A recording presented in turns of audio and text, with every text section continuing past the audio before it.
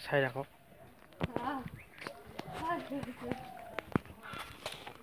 কাৰণ পথাৰত ধান কাটি আছে, এতিয়া চাৰিব গৈ আছো।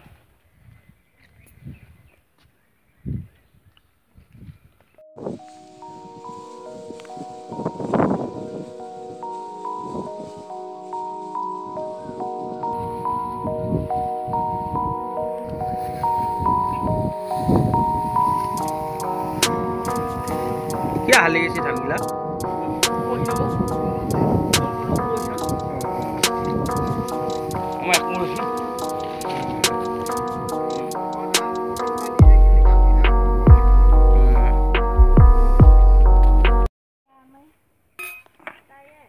আমাৰ একদম এতিয়া মানুহবিলাকক ৰুটি তাৰপিছত ঘুগুনি এইবিলাক দিয়াত ব্যস্ত। আৰু এইবিলাক দেখিছে আপোনালোকে কি ধুনীয়া ৰুটি বনাই আনিছোঁ, তাৰপিছত ঘুগুনি আনিছোঁ।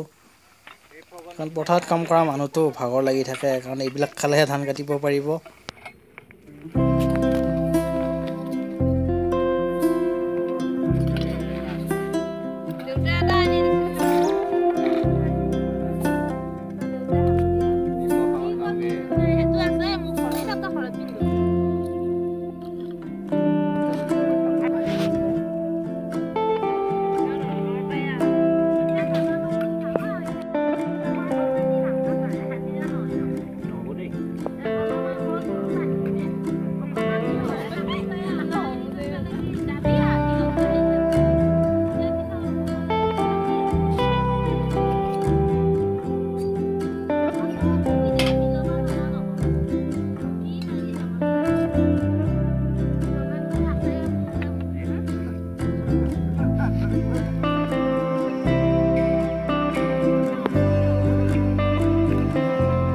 ইমান ঠাণ্ডা।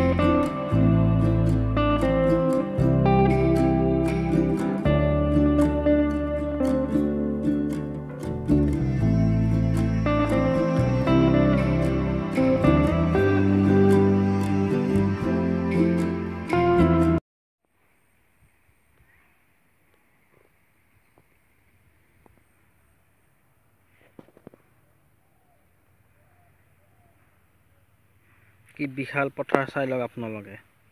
একদম সোণোৱালী ধান, পকা ধানৰ মাজে মাজে সৰু সৰু আলি, ঐ সৰু সৰু আলি।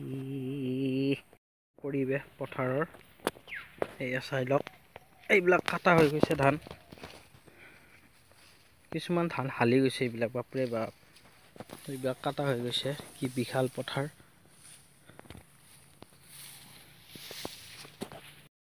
চাই লওক।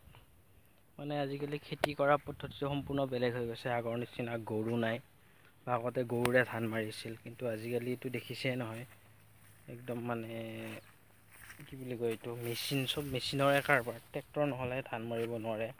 তাৰপিছত ধান মৰা মেচিনটো এক্সট্ৰা। মানে আজিকালি আধুনিকতা খেতি পদ্ধতি হৈ গৈছে।